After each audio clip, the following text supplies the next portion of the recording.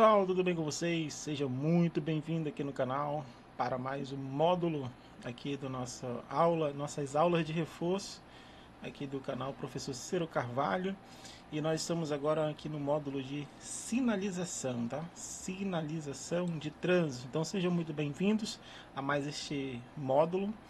Nós estamos aí com a intenção de gravar todas as aulas relacionadas à primeira habilitação. Já temos várias aulas gravadas aí no canal.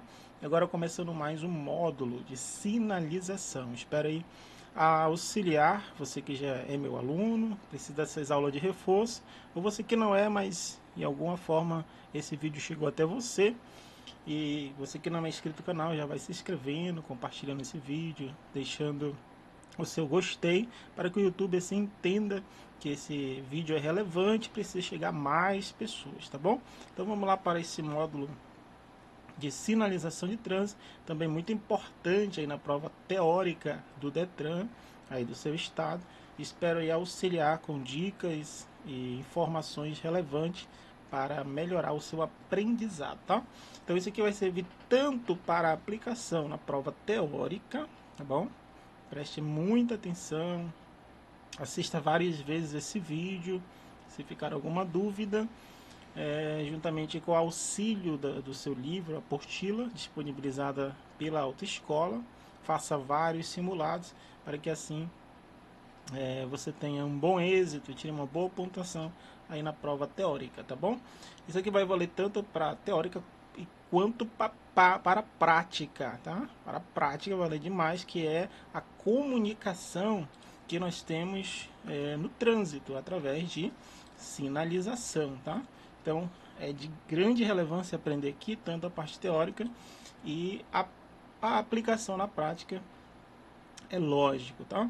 Então, quanto a disposições preliminares, dando uma introdução aqui, imagine se não tivesse sinalização, né? Se não tivesse sinalização, comunicação luminosa, comunicação através de placas, objetivas, né? De formas objetivas, para que o condutor se auxiliasse na via por onde ele está trafegando. Então é de suma importância a sinalização, porque é a comunicação no trânsito, tá? Então é regulamentada aí pelo CONTRAN, por todos os órgãos responsáveis do Sistema Nacional de Trânsito, e todo cidadão ele precisa entender esta comunicação para assim aplicar no seu dia a dia, tá? O que nós aprendemos aqui de início sobre a sinalização? Nós temos aqui uma importante informação, que todo cidadão tem o direito de solicitar ao órgão de trânsito a implantação de sinalização viária. Sim, ele tem o direito. E o órgão de trânsito, ele tem o dever de responder por escrito quando será atendida a solicitação ou justificar a sua recusa. Então, o órgão de trânsito, no caso aqui que faz implantação sobre as vias, né, o DETRAN, Departamento Estadual de Trânsito, ele tem o dever de responder ao cidadão que solicitou uma sinalização ali na sua área, no seu bairro, em uma avenida, devido ali ao índice, por exemplo, de acidentes, próximo a escolas. Então será estudado e terá uma resposta, tá? Mas, olha só, atenção, uma observação. Não é atribuído ao cidadão, ele tem o direito de solicitar, mas não tem o direito ou dever de implantar, tá? Ele não pode implantar essa sinalização. Ele não é responsável e também não tem direito ou dever de implantar. Não é atribuído a ele. Caso haja alguma recusa, tá, por parte do órgão responsável, ele também não pode chegar lá e implantar uma sinalização. Cabe ao órgão competente. Outra informação importante aqui nessa introdução é que a sinalização nas vias pertencentes a condomínios, tá, e estacionamento privado de uso coletivo é responsabilidade do seu proprietário, segundo o artigo 80, parágrafo 3º, tá? Então, a sinalização de condomínios e estacionamento privado ele é responsabilidade do proprietário. Ó, quanto à sinalização, nós temos aqui tipos e classificação, tá? Temos aqui, ó, a sinalização vertical, que ela é conhecida mais como as placas. O nome já diz, fica na posição vertical, tá? Temos a sinalização horizontal, que são as marcações no piso, ou seja, são pintadas mesmo na via ou na pista de rolamento. Temos também dispositivos que auxiliam essas, podem ser também tanto a sinalização vertical quanto horizontal, entre outras, que são as barreiras, os tachões, os cones, por exemplo.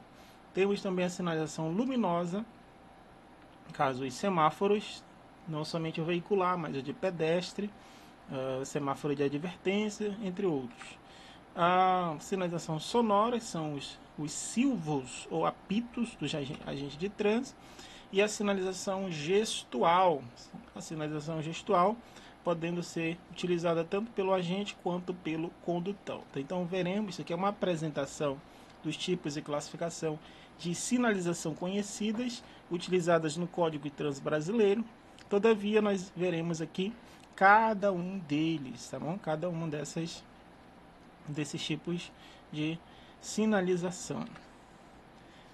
Quanto à hierarquia,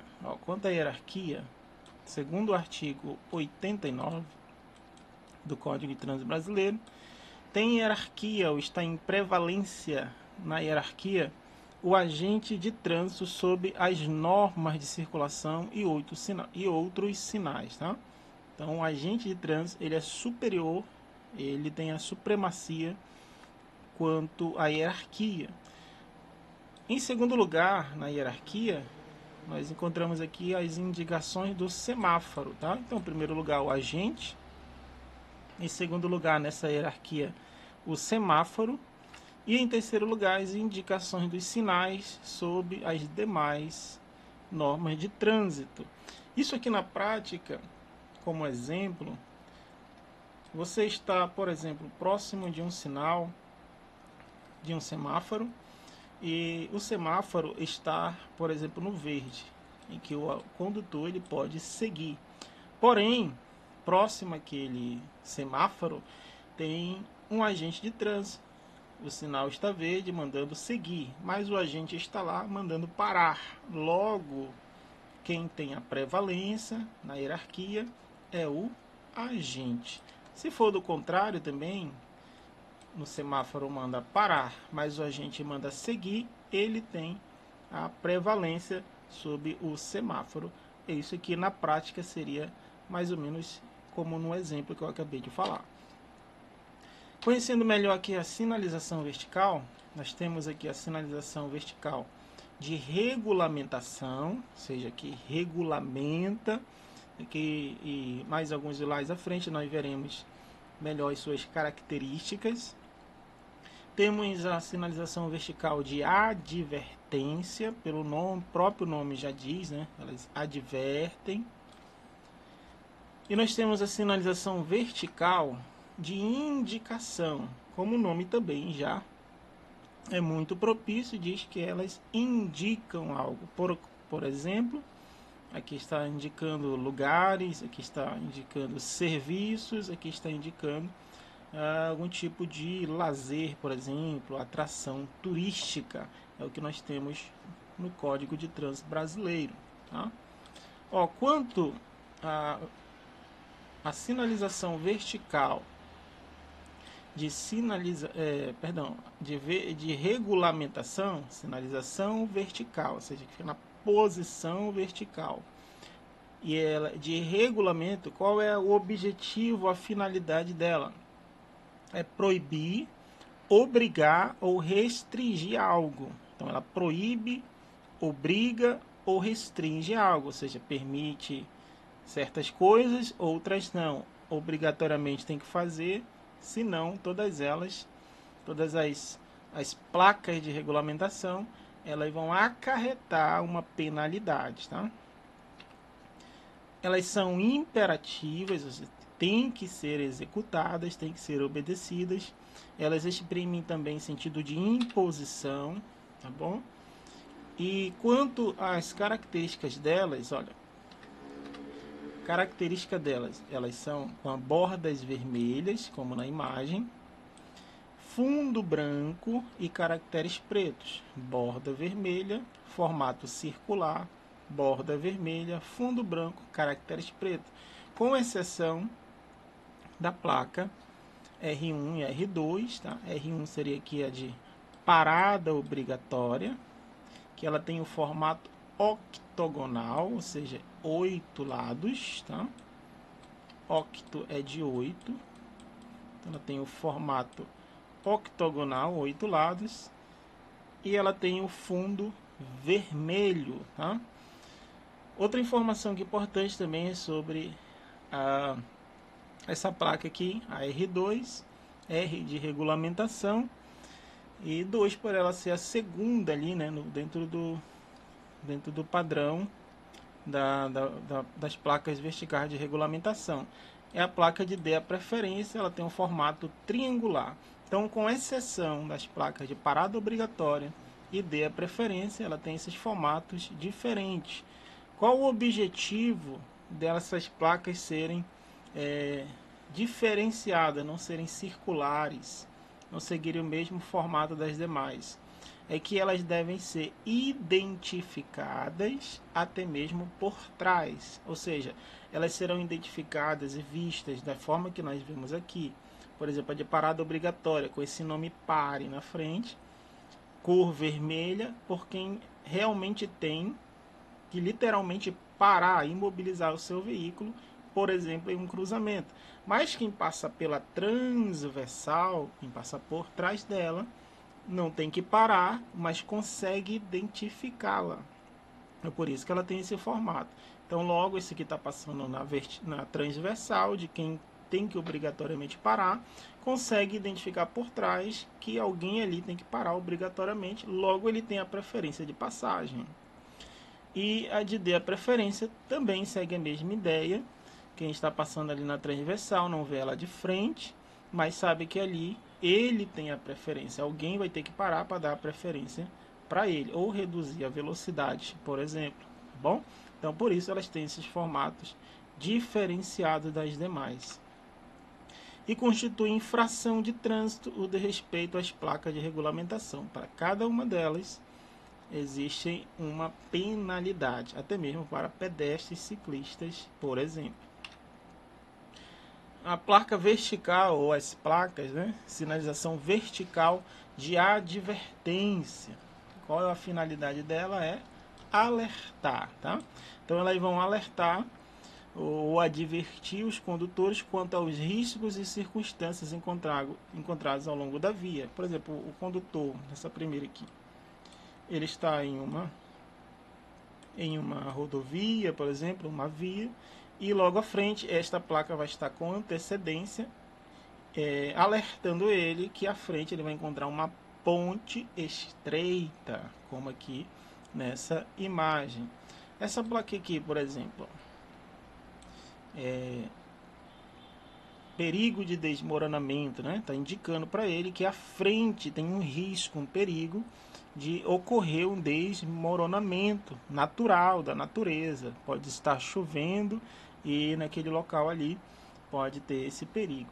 Ó, com exceção dessas placas aqui, algumas que têm um formato retangular, todas as demais, elas têm, com exceção, da placa de obras e algumas que nós vamos encontrar no formato retangular, todas elas vão ter esse formato quadrado, formato quadrado, virado, tá? Um quadrado virado. Então é um quadrado, ele virado, tá?